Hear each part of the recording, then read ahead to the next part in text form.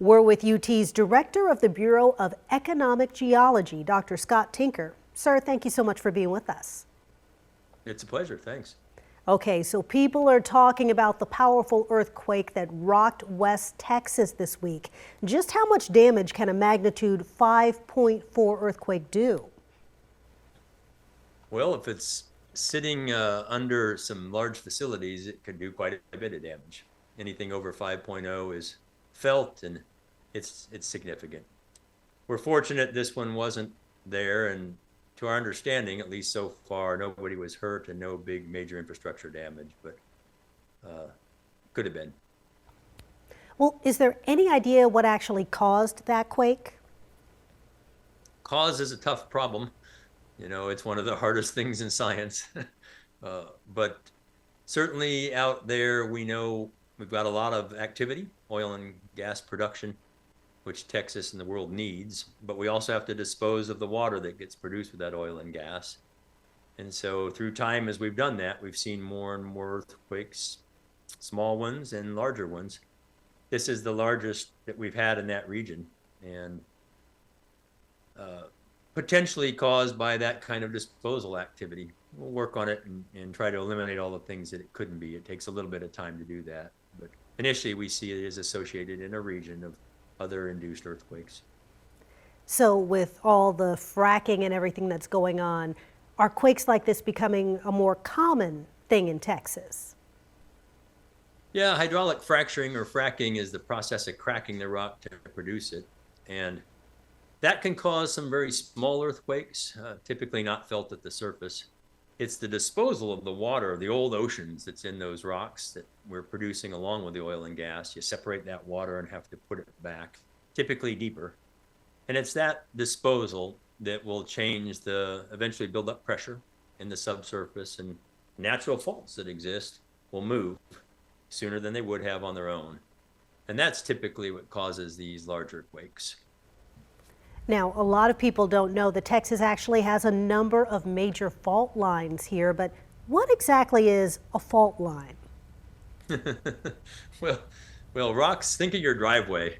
There's a lot of limestones out in West Texas, and your driveway is basically limestone. Rocks break, and your driveway may have cracks in it, and that's at the surface. So when you put old sediments and make them rocks, which these old oceans are, bury them a few miles deep, they become brittle, and the pressures of the earth break them.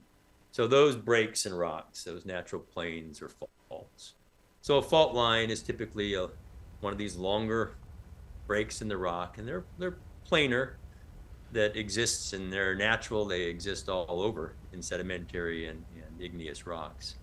But again, earthquakes happen when those rocks move.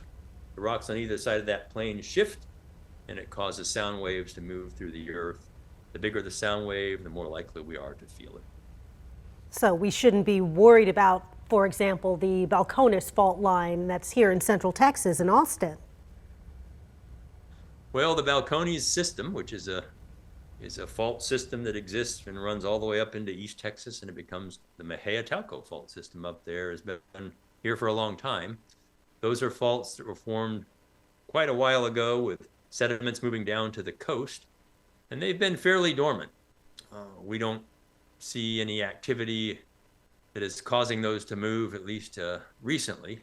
But they are very important features, because those are the plains along which the rain percolates down into the Edwards Aquifer and recharges the aquifer. So that's a different kind of process, and a very important one to protect. Well, Doctor, is there anything else you think people need to know or really need to understand when it comes to the earthquake that hit Texas this week?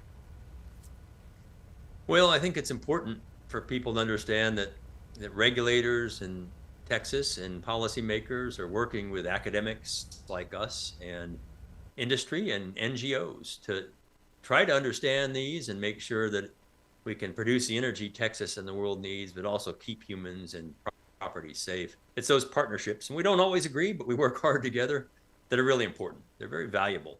And the more of that goes on, I think the better we'll be in this kind of thing and all sorts of other big challenges the world faces as well.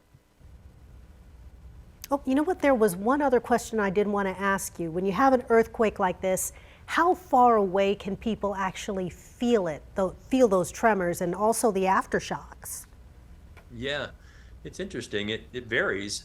The deeper it is, the farther away it can be felt usually, and the larger it is, the farther away. But it can be tens to hundreds of miles if it's deep and fairly large. And an aftershock is usually something along that same plane moves a little bit more. There was a 5.3 or 4 out here, and then there was a 4.1 that happened real nearby, both in space and depth. So that probably was a little bit more movement along that fault. We know people in Midland felt it, and then there was reports of drivers and other along the highways. So it's not trivial, tens to hundreds of miles. All right, Dr. Scott Tinker with UT's Bureau of Economic Geology. Thank you so much for being with us. We appreciate your time. It's been my pleasure. Thanks.